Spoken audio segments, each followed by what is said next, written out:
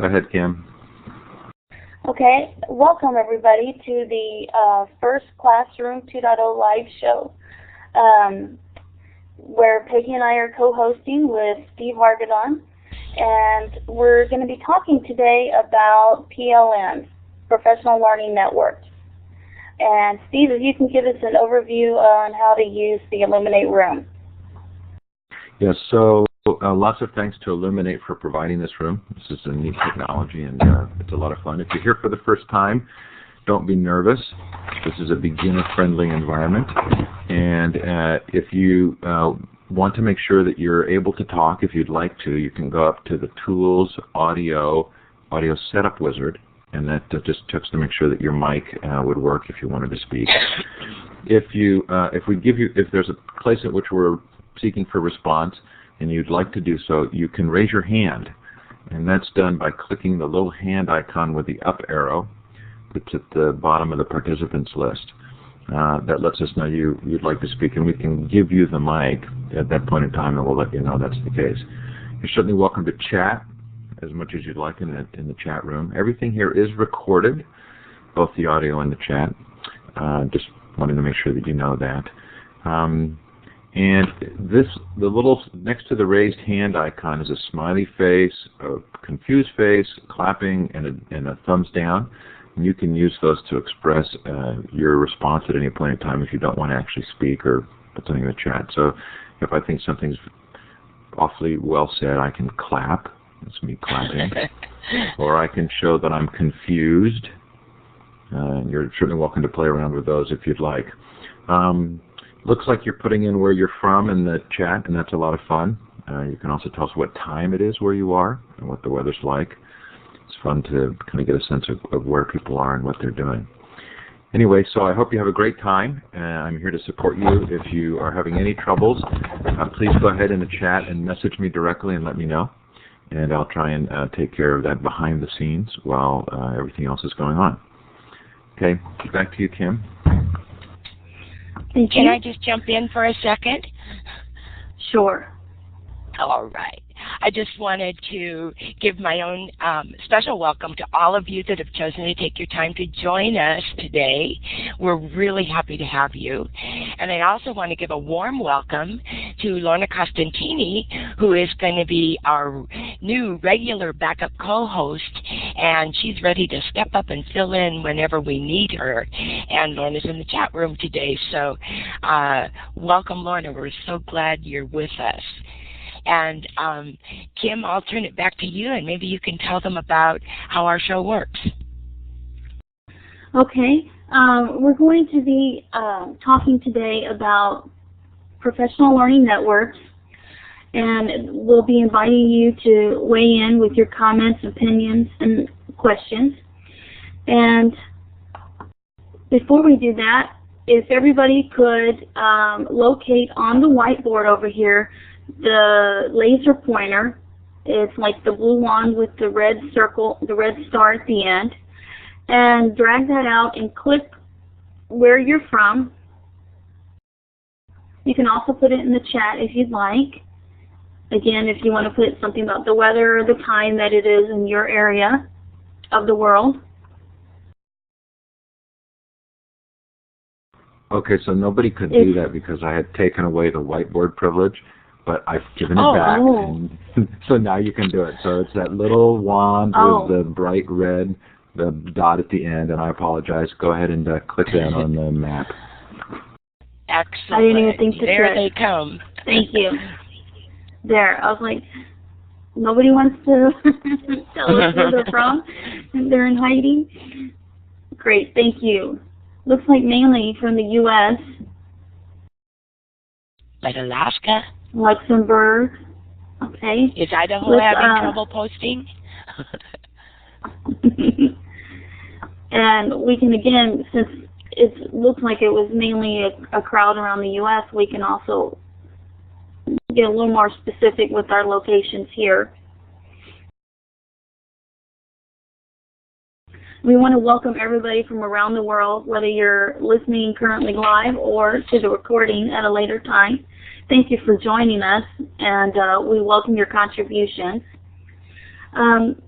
again, we're talking today about managing and using social networks and a professional learning network. And I want to put up a poll question for us. This is the newbie question of the week. Do you know what a PLN is?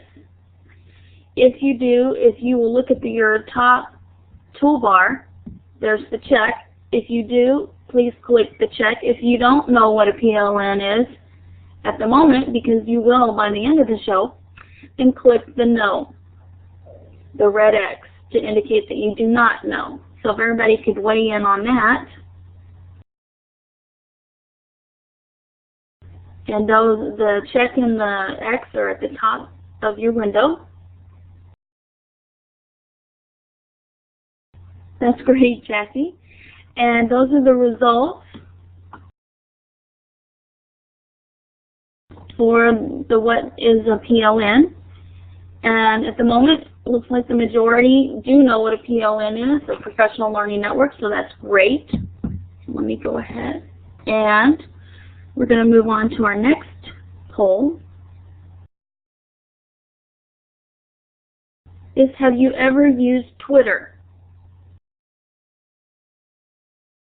And if you could, again, weigh in with the check for yes and the X for no.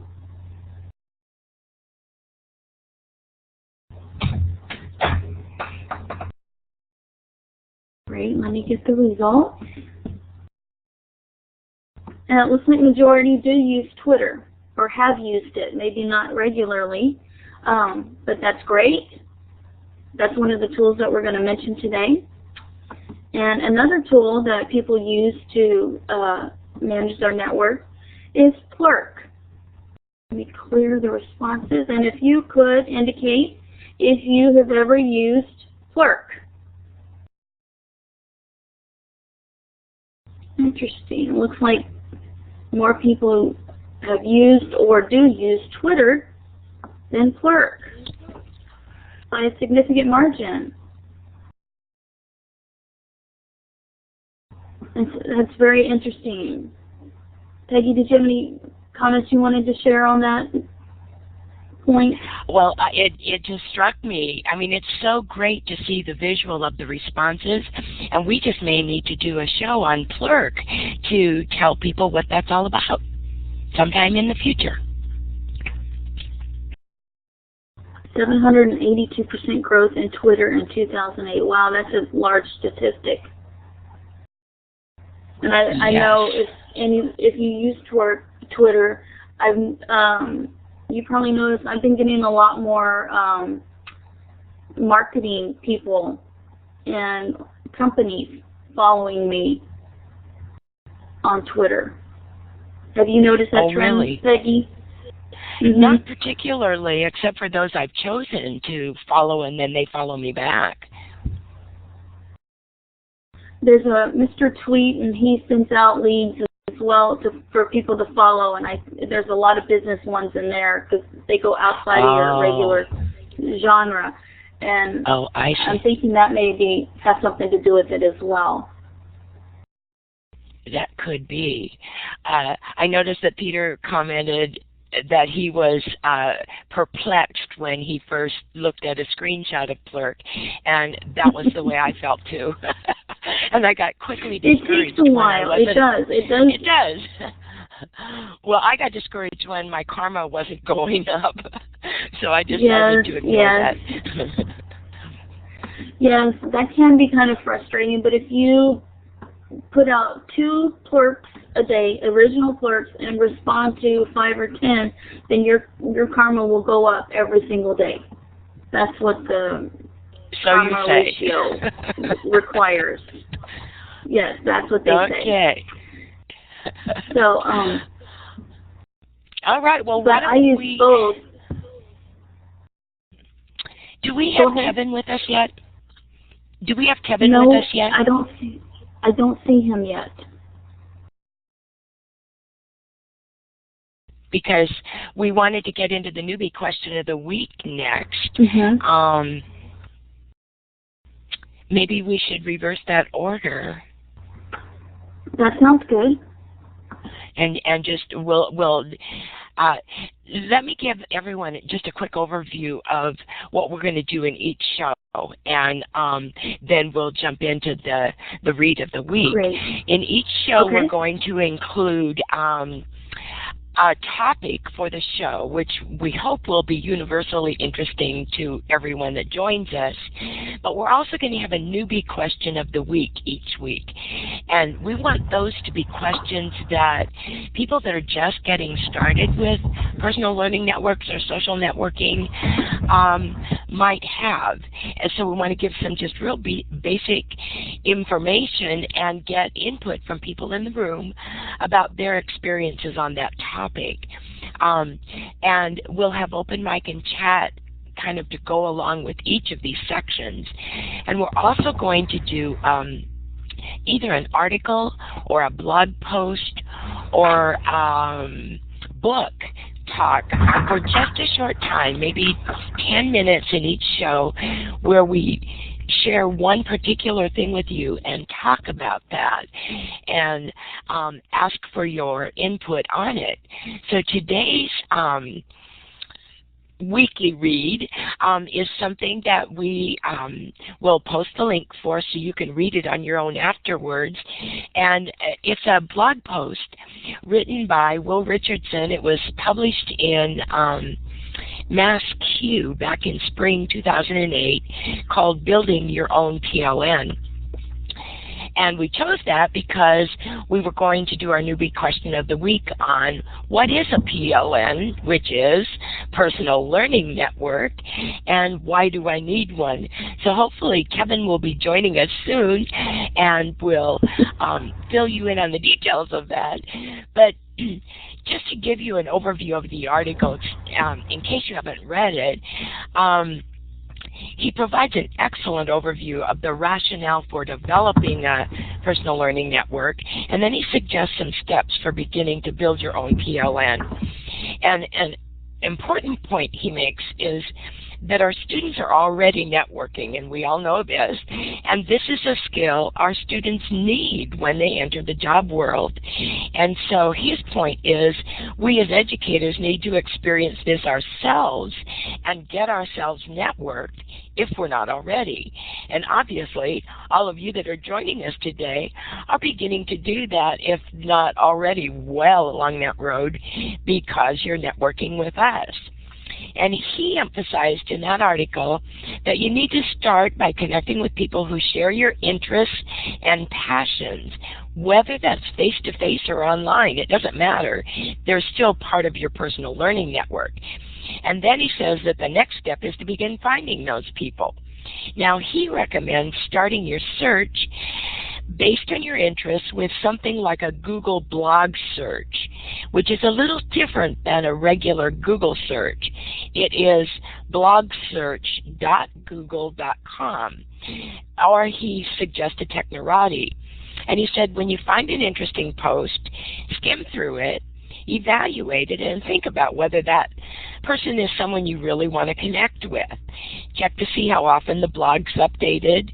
Read through the last 10 or so posts, and if you like what you see, consider writing a response to that blog post with a comment that uses your real name and email address, because that's what will help you to connect with people. And then if you're really brave, you might want to write your own blog post, responding to what you read and adding to that conversation with a link back to the original post. And he also stresses as you build your network that you should seek diversity of voices so you can kind of stretch your own learning and thinking and not just be talking to people who agree with you. So in this section of the show, we'd like to continue Will's conversation with all of you. Do you agree with the suggestions? What are your personal experiences with building a PLN? Tell us how you got started and how it's working for you. And you can share by either raising your hand for permission for the mic, or you can type it in the chat window. So anyone that want to jump in here? Do you want to call on me, Peggy? I'd love to if I knew how. So Will's suggestion, Go I really ahead. like Will's suggestion. I really like Will's suggestion of linking back to the post that was of interest to you. There's a little bit of a trick here, which is kind of fun, and it shouldn't be overused, but typically most people who are blogging have a Google search on their own name, so that if their name comes up in a conversation, they can respond or participate. So if you actually name a blogger and link to them in your blog post, it's likely they will see it. Now, if they're really busy, okay, you may not get a response. But if you really thought you were saying something that would be that built on something that Will Richardson said or Peggy George said, and you were kind of hoping that they would see it and be able to respond to you, you can put their name in your blog post and link to them, and it's more likely that they will. The other thing I wanted to mention also is that the new conversations.net website that I put up has a specific search through the most active educational blogs, and that's a good way also to find conversations that are of particular interest to you. Excellent, thank you. Anyone else like to jump in and share? How did you get your personal learning network started? Jean, do you want to take the mic? You're putting some great ideas in there. So it looks like Eve has raised her hand, Peggy. Yep, and I just logged in to speak. Great. Can you hear me? Excellent. Yes, Welcome. we can. Yes. Thanks. Really, Oops. There we go. Just lost you. how about let's try that again. Excellent. There you go. All right, I just started blogging this year. I have a classroom blog, and I have with my fourth graders, and I have a personal blog, one for science notebooking and one just as me as a classroom teacher. And I have been looking for other fourth grade classes that blog and doing some searches both on Classroom 2.0 and just random Google searches. And through that, I found other people who blog with their children. So I basically, create a link. I follow their blogs through my blog, so that way I see when things are updated, if it's something I want my children to respond to, that type of thing. So that's pretty much how I'm following people, and I guess if that's in the spirit of the personal learning network. Absolutely. Those are great Definitely. suggestions. And I really try to keep it, and then through those people, they connect me to other people. So I know Yes.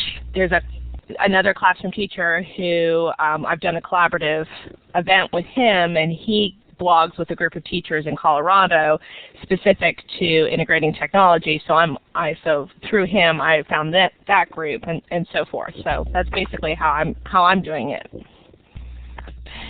And isn't that where we all get attention deficit?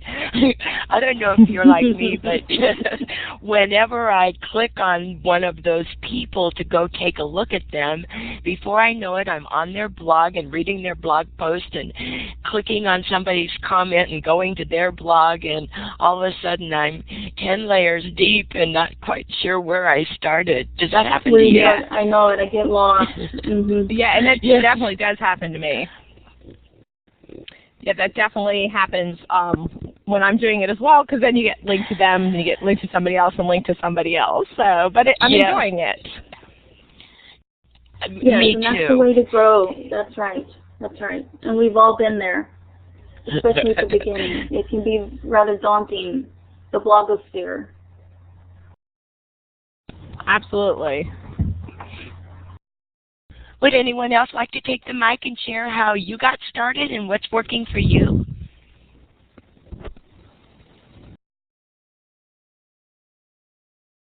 Okay, we'll go on to S.M. Hardy. Welcome. Click on the talk button when you're ready, S.M. Hardy. Hi. Hello. It's actually a twist on Smarty, just spelled a little differently. Oh, okay. Sean, who's also in the participant list here, and I were talking a couple years ago about professional learning networks, and one of the things that we ended up doing and starting was a podcast designed for middle school teachers. And the concept behind it was that we could share professional learning amongst people and from around the world in an audio way, so that people could listen in and could share and become part of the community. So we actually started a podcast a couple of years ago to share with middle school people, and it's something that we were committed to doing on a long-term basis, because a lot of podcasts come and go, and a lot of blogs have come and gone. And we thought it was important that people have that opportunity to talk and to discuss things. So if anyone's interested in that, they can check it out at middleschoolmatters.com. But that was one thing that we thought was important as well, is that people get a chance to get different points of view and to access new technology in different ways. Definitely, that's a good point. And if you'd like to share links in here, please make sure that you type it with the http:// and you can type those in the chat as we go along throughout the show. Thanks, Marty. Okay, Lorna, would you like to speak? Great, thanks very much. Can you hear me fine? We sure can. Thank you very much. It's really exciting to be here. I want to say that first of all, and I'm just thrilled to watch all the great conversations that are going on in the chat room, but I think I have a bit of a different kind of introduction into Twittering, because my particular passion is about connecting parents to the classroom, and so my entrance into all this started with searching through Google for looking for people who were involved with parent involvement, and came up with Matt Montaigne, who's a teacher at Milwaukee, University School of Milwaukee. He's now out in California right now. But it was this one-on-one conversation I had with this one person who got the whole idea of social network going in. So we took this to a different kind of podcasting, because we're the moderators at EdTech Talks at a Parents as Partners show. So that was the way our networking has gone on, and that's how I met Peggy, and that's how I met Steve, and so that's how we went to start our social networking, which has expanded into all the tools that everybody's talking about. So that's how I got started.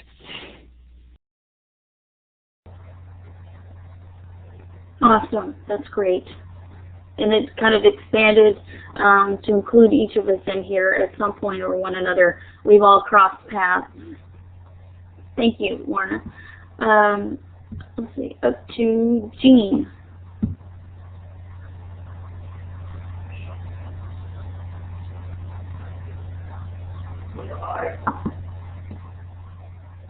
Go ahead, Jean. And welcome.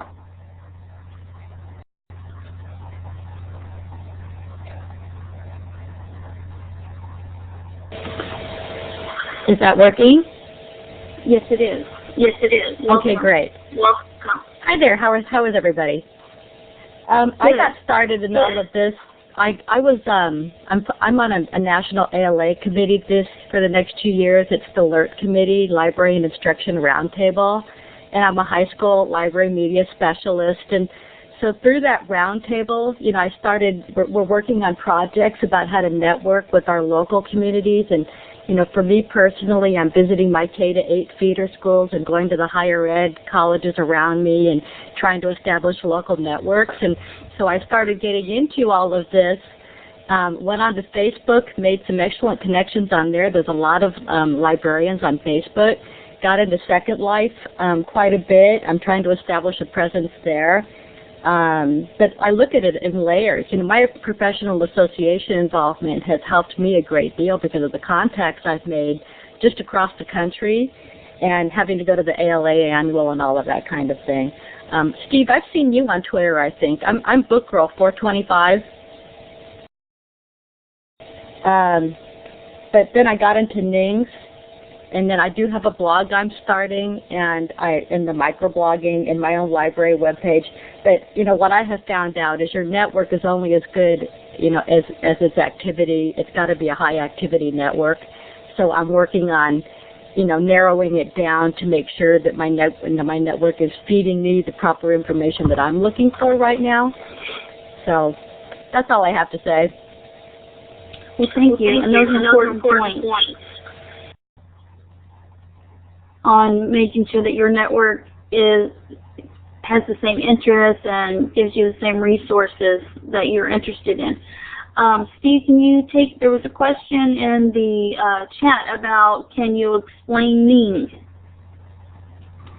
So Ning is a social networking service. And when we think of social networks, we think of MySpace and Facebook, which are very large communities that use these tools to build community and collaboration. What Ning did was kind of to twist that 90 degrees and allow you to create your own social network. And the brilliance of that is you can create smaller communities around specific topics, but with all of the tools that are so compelling in a social network: forum discussions and photo and video uploading and messaging and a personal page.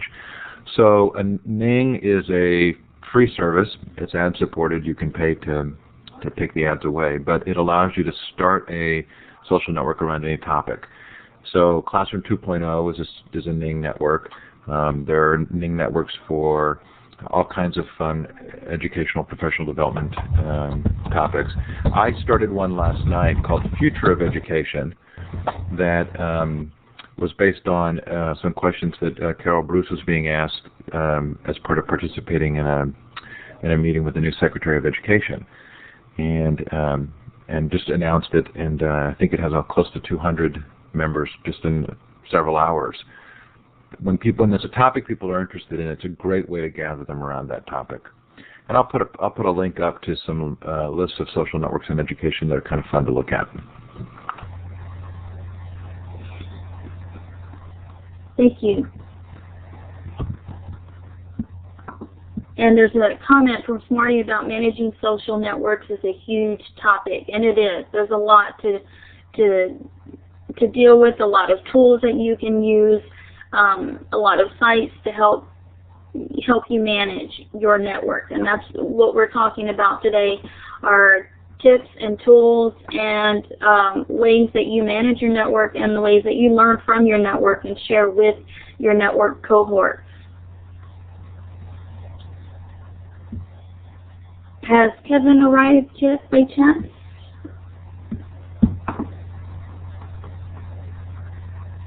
I don't see him in the chat. Any other people want to comment on the idea of the social network and how you started your network, or how you grow and expand your network? Why don't you go ahead and post? Okay, I'm sorry. Mary Kay has a question about what is page flakes, and you use that, and you're great at using that and creating those pages. I do use that and like it a lot. It's very similar to the iGoogle home page, and it allows you to subscribe to different RSS feeds on different topics, and they remain on your home page. So if you want to quickly monitor the activity that's going on in blogs or Ning communities, anything that has an RSS feed, you can subscribe to on a PageFlake site. Very similar to NetVibes. A lot of people use that too. Thomas mentioned that. So I find that's a very good way to help me manage things so that I don't have to keep going back and checking on things. Now my Google Reader will also bring up anything I've subscribed to, but there's something nice about having it on a home page where all the tabs are visible. So that's just a quick description of PageFlakes. Kim, maybe we could go to the Share Tabs page and show people some of the links that we've made available to them to continue learning more about personal learning networks and ways to develop them. And then we'll continue our conversation about managing and using social networks. Absolutely. let me go ahead and load up Page Flakes. And Page Flakes, Peggy and I found by, I think, Wicked Decent Learning, and they were on EdTech Talk this past week. And I will put in the Share tabs link in the chat, so you'll have access to the Share tab. And when you load the Share tab page, it brings up a preview page with thumbnails of all of the sites that we're using in the show today. Here's the icon, and here's the article that you can read at a later time. And there are some other readings in here that about using memes, social networks, some blog posts and wikis, of course, the show wiki sites and sites related to the show that you can check out at a later time. But Peggy and I have really started to use the Share tabs to kind of keep, for show use as well as for personal use, to keep sites and on one particular topic and so forth. And so you'll have access to this as well, and I'll put that in the chat closer to the end of the show. But we wanted to show some of these things as well. Another way to share and share resources with one another is the Share tab tool. Excellent. So let's think about social networking and all the ways you're finding to manage. We've already started talking about some of them. Share tabs is another one, and Page Flakes and Net Vibes and Google Readers and all of those are another one. Excuse me, I still have a bit of a cough today.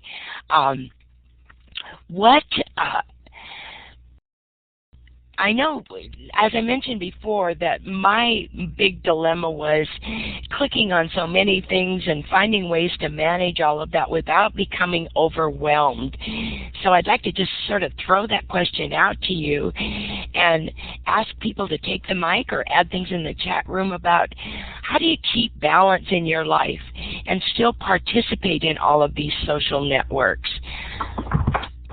Raise your hand if you'd like to share your strategy, or if you've written a blog post on this subject or have read a great blog post on this subject. Please drop that link in the chat window.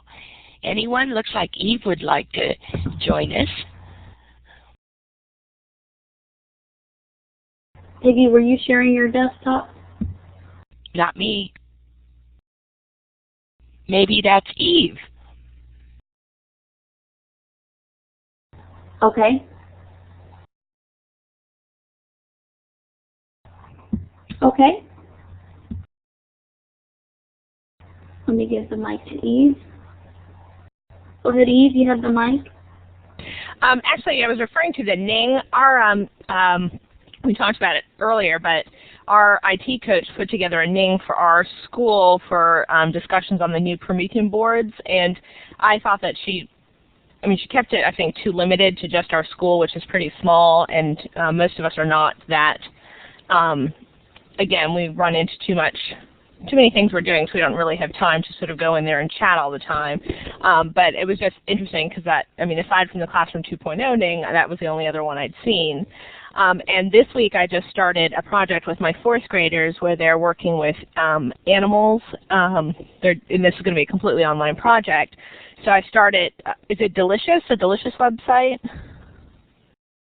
Yes, there's a Delicious bookmarking site.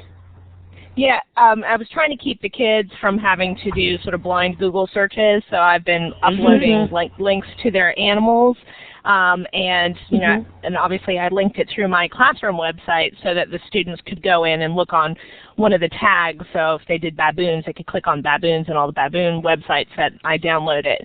And that's a little more time consuming than I thought it was going to be, but I'm sure I'll probably do this project. I'll probably do this project next year, so I keep telling myself. Right, it's definitely time worth invested because you can always reuse it. Yes, and Delicious is an excellent way to organize your bookmarks for your students. Digo is another way that you can organize bookmarks by lists so that you can create visual web slides of them, very similar to what ShareTabs is like. And Diigo is a social bookmarking site, just like Delicious is a social bookmarking site. So I'm so glad you brought that up. Yeah, that's pretty much my only experience with sort of organizing my social network as far as that goes. But that was the only comment I had. And Diigo has an Great. educator version for use in the classroom with students that is a very secure site with, and I believe there aren't any ads. So you may want to check into that. Check that out. Definitely. Yes.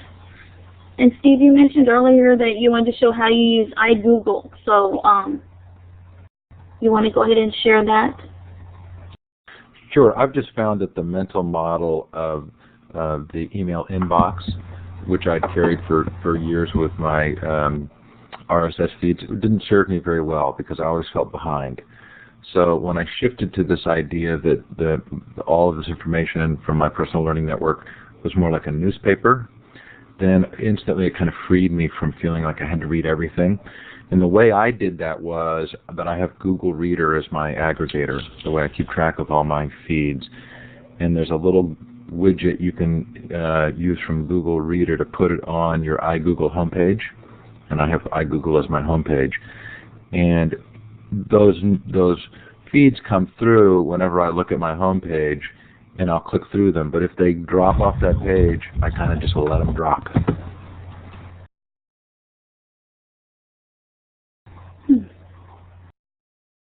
And so you use the search engines for topics or keywords or blogs on there as well? Well, for me, yeah. No, so if I'm looking for a topic in specific, that's kind of why I built conversations.net. And that's a lot of fun to use in that way. But in terms of just sort of the overwhelming volume of everything that's posted by people I know, there's something called what's it called? It's called the birthday dilemma. It's also known as the handshake problem. And the handshake problem is when you go into a room with 30 people, if everybody has to shake hands with each other, how many handshakes are actually taking place? And clearly, okay. the more people that you have contact with, this huge increase of volume in terms of information that comes your way. So for me, I've gotten past the initial starting phases of finding people that I was interested in learning from or from conversing with, to being in a place where I could literally read thousands and thousands of messages in any day that would be of interest to me. So for me, sort of getting the balance was managing the shift from thinking of that as my inbox to thinking of it the way I would think of a newspaper. You know, I look through it. I don't have to read every article. You know, and then the next day comes and it's a new day and it's a new paper. Interesting. Okay. Yes, like Nicole said, you read what piques your interest. And I know a lot of people skim blog posts too. Would anyone else like to take the mic and share and expand some of these ideas? I just was typing something long, and maybe I'll just jump in and comment on it. If you're a Mac user, there is a wonderful application called Snacker that allows you to have a running scroll across the bottom of your screen that brings up everything you've subscribed to in your feed reader. And if you click on anything as it's scrolling across the bottom, it pops up and you can immediately read the blog post or the announcement of a podcast or whatever it is. And if you want to go to the site, the link is right there and you can go directly to the site and continue reading. But that I have found, I don't keep it turned on all the time because it would be very distracting, but I've found it to be a great way to get things that I might miss on Twitter or even trying to stay current with my Google Reader to just click on it as it pops up when that topic looks interesting. So just one more tip for Mac users. And Peggy, is that only for Mac? I think that it is. Let me take a quick check and see. Because that would be great and interesting to try if it were for PCs as well. And while you're looking, I'm going to go ahead and give Antoine the mic. So, Antoine, go ahead. Great. Good morning. Hopefully you can hear me. I can hear you great. Fantastic. As you know, Steve, this has been awesome experience. From the last show, just constantly, I'm constantly on the Classroom 2.0 site, but more importantly, we started to use the Ning in my district. We created a Chula Vista Educator Ning site, and the biggest challenge that I've had is, one, trying to moderate this, and I don't know how Steve does. He does a fantastic job, but more importantly, trying to get people to commit to contributing within the community. That's been the biggest challenge that I've had. I do see the potential. We're, as a district, transferring from a Web 1.0 environment to a Web 2.0 environment, and we've got those little battles with our IT department. They're not too sure how to accept this Ning environment, accept this open community or open collaborative community. But I think over time, as we begin to shift that paradigm and we take control, if you will, of the perception of technology within the district. It's not a business tool; it is a collaborative tool at this point. I think we're going to win that battle as a community within our district. But I've just been very impressed with the potential of Ning, and I can see that potential as Steve can see as I explored our Classroom 2.0 site. So again, I'm very appreciative of everything that's been happening within year 209 in terms of what's going on. Thank you. Those are important points. Yeah, every district's going to have to, expand and increase their knowledge of the network security as well to accommodate the Web 2.0 tools. And Steve, you want to go ahead and... I wanted to reply specifically to Antoine on that because I think, I have a history in open source software. That's one of my passions, and I've spoken a lot about it at different conferences. And I could talk till I was blue in the face about the pedagogical value of open source software. But it wasn't until open source programs actually solved very real practical day-to-day issues for education that we began to see real use. And Moodle's a classic example of this. Moodle's a great open source learning management program.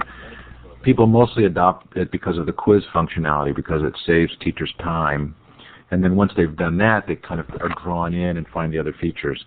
So my experience tells me that the same is true with social networks like Ning. There has to be some really compelling solution that it provides. Maybe there's a dialogue in the district around a particularly divisive topic, or there's some need for input where actually using the network will really make a difference.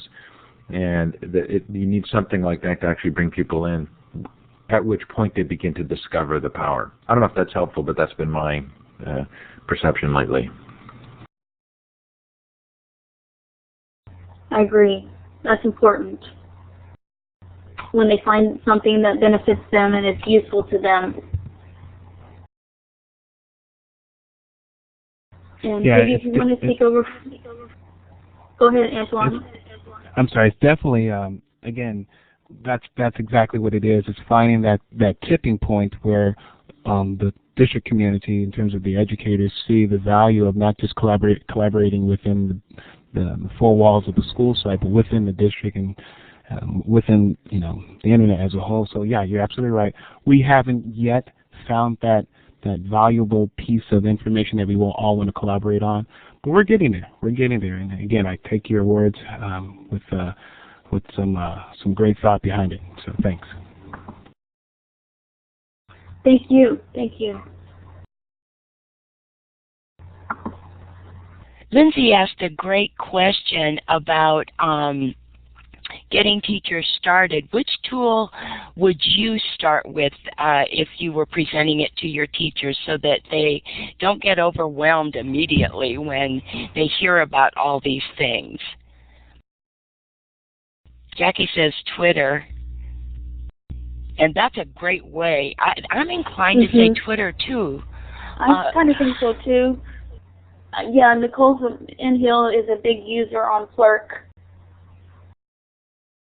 Plurk, you can get into more discussions, but I would definitely start with Twitter or Plurk. And Eve is mentioning that her district blocks Twitter, and a lot of times that is the case.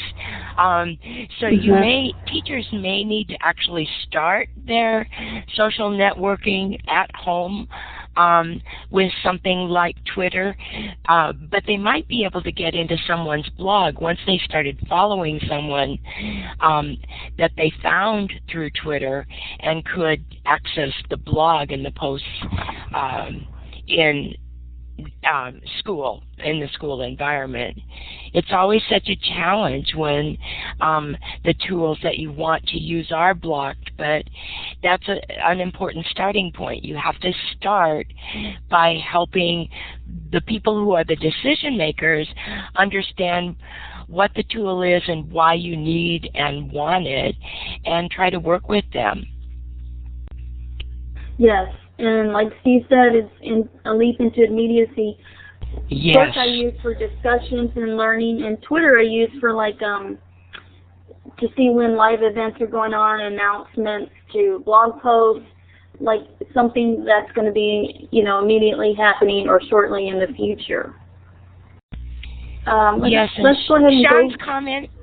Can I just follow up on Sean's comment about Ning with the pre-formatted stuff? I think that Classroom 2.0 Ning is a great place for people to get started if that's not blocked for you, because they have so many discussion forums. And as other people have mentioned, if you can find a discussion topic that you're interested in and read that and the comments, that could begin to help you grow your personal learning network too. Definitely, and then see if those people have blogs or if they're using Twitter. Exactly. And kind of expand it out that way, kind of like the image that we have here, starting with the student in the middle, branching outward. Let me go ahead and give the mic to Marty. Excellent.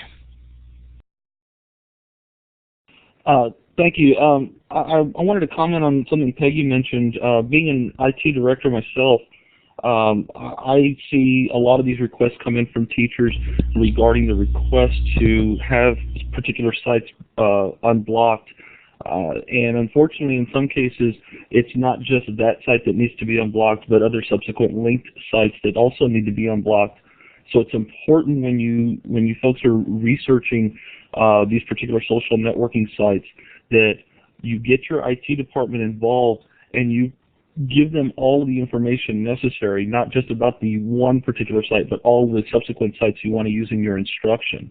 One of the things we've seen that has always become a challenge, especially recently with Web 2.0, is that the one particular blog site that we will unblock because of the educational value has content in it or specific links that are ultimately filtered for inappropriate content later on down the line. And the more sophisticated some of these filtering products become, the more behavioral based they become, the more challenging it becomes for teachers. Definitely. Thanks a lot, Marty. It's always a challenge. I'm so glad you jumped in. Eve, you want to go ahead and take the mic? And ask you the discussion. I was actually going to thank the speaker too, because I've requested to have sites unblocked before and never heard back. So I don't know why they're not being unblocked. So it's kind of nice to hear him say, okay, it's not just the site, it's all the links that are contained in the site. So I appreciate knowing that information so I can stop being mean in my head to our little IT people. It is frustrating, but... Oh, it is, I know. So I just think, okay, they're just ignoring me, but that's fine. Now that we were talking about how you got started, or a good way for teachers to get started. And for me, I got started because our district is a terrible website for teachers. It's not very user-friendly, so I went out and found a website. And that was literally how I got started. And so I went to teacherweb.com, I think it is, and I've developed a really sort of good interactive website with lots of things on it. And then I went to a conference, a science conference, because I teach science, and there I was a composting class. And the teachers who were doing this composting class, they were fifth graders and fifth grade teachers, and they had their students blogging about their composting project. And this is the first time I'd ever seen blogs used with children, and I was sitting at this thing completely fascinated by composting, but more fascinated by the fact that these students were doing what they were doing. They were uploading photos, they were making qualitative and quantitative observations about their composting. They were basically incorporating writing and technology and science all together. So that's when I left that conference, and I started investigating blogs. And I had to get my district to approve it, because I believe I'm the first person in the district who is blogging with their children. We have a small district. And I'm sort of a guinea pig test case right now. But, I mean, just from watching what one teacher could do with their children in blogging led for me to blogging, and which has now led to me finding Classroom 2.0, which led to now the delicious bookmarking sites, et cetera, et cetera, et cetera. So that was how I got started. And I mean, that's kind of, I'm hoping that through showcasing what my children are doing, blogging and doing different things, that other teachers will be inspired to do that as well. Definitely modeling, the technology that you want teachers and students to adopt is definitely the good starting point in making your concerns known with your principal or IT department, whatever your chain of command is, and wherever you have the support, and proving that there is an actual educational reason to have those sites and resources available to you. And I know I have a friend who's a technology coach at another school, and what he's done is isolate those teachers who have shown an interest and is really working with developing their skills in order for them to teach other teachers or to show other teachers what they're capable of, because he finds that people sort of tend to tune him out a little bit, but they're less likely to tune out other teachers who are actually implementing these things. So I thought that was a pretty good strategy for him, is to isolate those teachers who've already sort of have higher than normal sort of technology skills and can work it into their curriculum. Absolutely right. Peter Z commented, starting with the core. Every campus that we've each been on has started with a group of early adopters who are exploring and trying these things and modeling, and then the fire just kind of catches and the excitement spreads.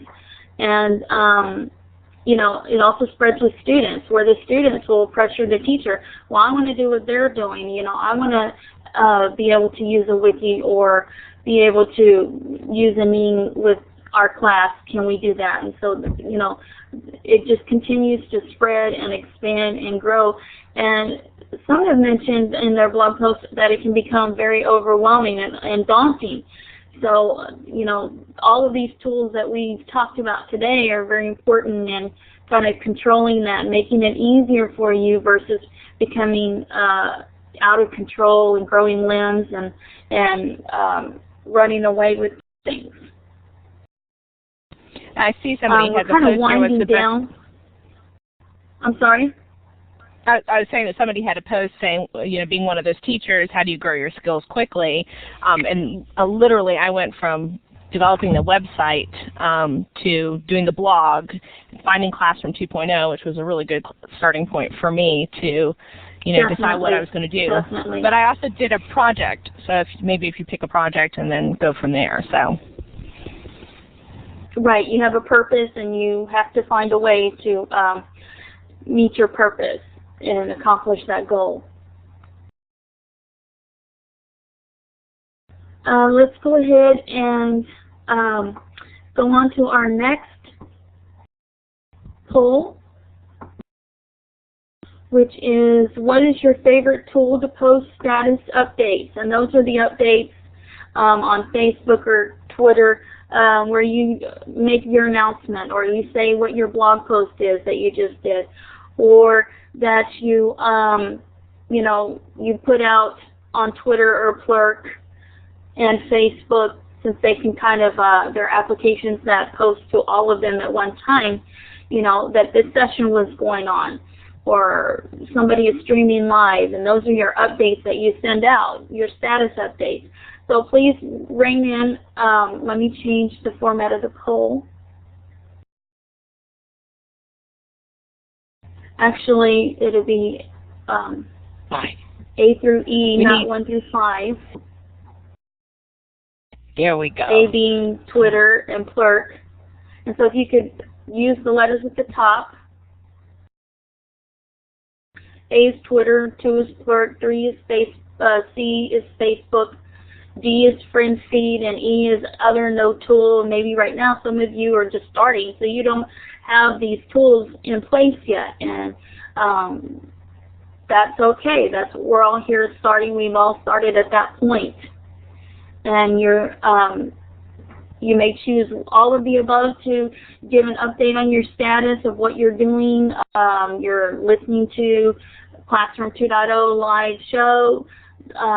However you just want to put out what you're doing, and if you're asking questions, some people put these types of polls out on Twitter and Plurk as well and solicit feedback that way to help expand their network as well. So let me get the results.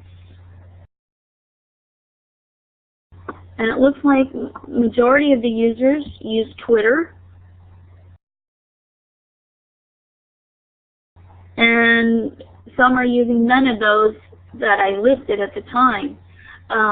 So hopefully you've learned some things, and you can take some of the things that we've talked about and expand those and find ways that these tools will really, yes, LinkedIn is another social network that's really, really good to meet people in your same industry as well. And Peggy brought up a good point on friend feed. Not only does it give your status updates, like what you're doing and so forth,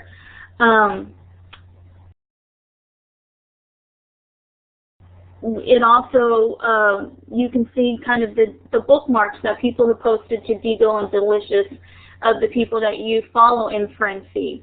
So it's kind of got an all-in-one component that encompasses a great deal more than just being able to send out your status tweets and updates.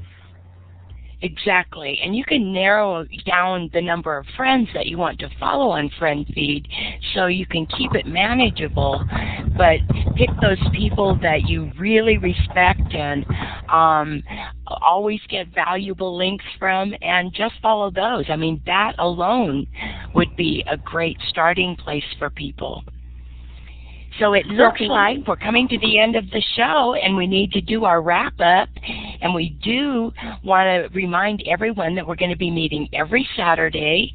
Our next show is January 17th, and you'll be able to see the information about the update of the show on our website, live.classroom20.com. And our newbie question of the week next week is, what is a feed reader and why do I need one? And we certainly have done some talking about that, but we're going to go into a little more depth on that next week. And our topic of the week is going to be Google Forms.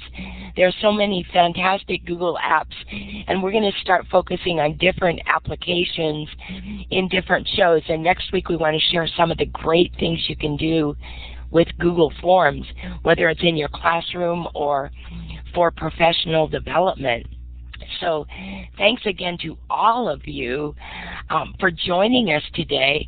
And Kim, you want to share the information about the Illuminate survey? Yes.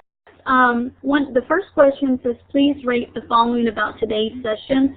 And it has speaker, content, interactivity, and overall satisfaction. And we're requesting at this time that you leave the speaker portion blank, but that you do fill out the rest and give your input about the content, interactivity, and overall satisfaction. We didn't feel that this survey directly gave the feedback that we were looking for to our type of show. This is more for like a class setting. Or maybe where there was just one speaker. So if you could just leave that blank and fill out the rest, we would greatly appreciate that. You can also leave your feedback in the wiki that we have. And let me get the link to the share tab. Go ahead, Peggy, if you want to wrap it up while I get... That was the wrap up. I'm trying to get to the share tab and thanking everybody and Steve.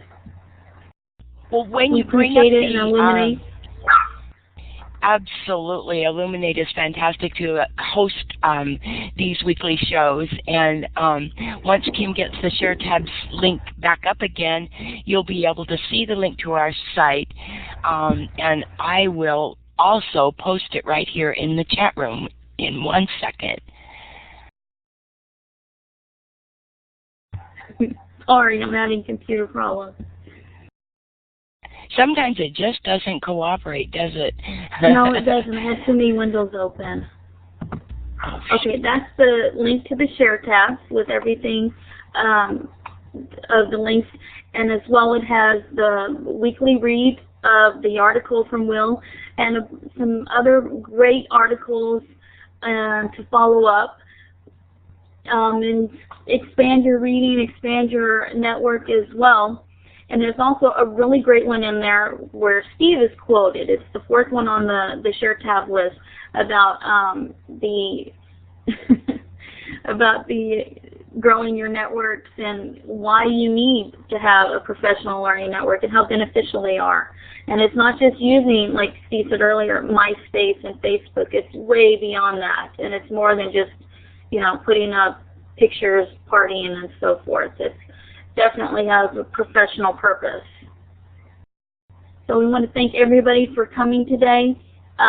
Feel free to leave feedback at the wiki site and click on the share tab site for other resources. And we look forward to seeing you during the week on Twitter, Plurk, Facebook, and next Saturday. And Classroom 2.0ing. Thanks, everybody. Definitely. It's been great. Thank you so much. We'll see you next week. Bye, y'all.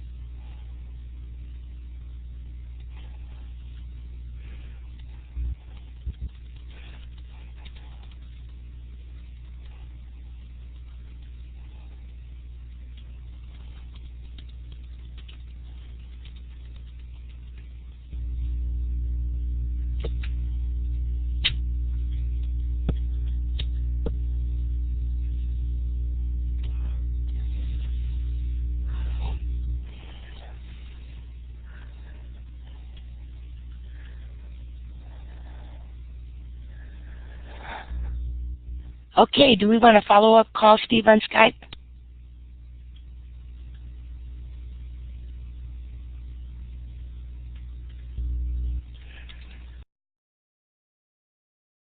Okay, I'll see y'all on Skype.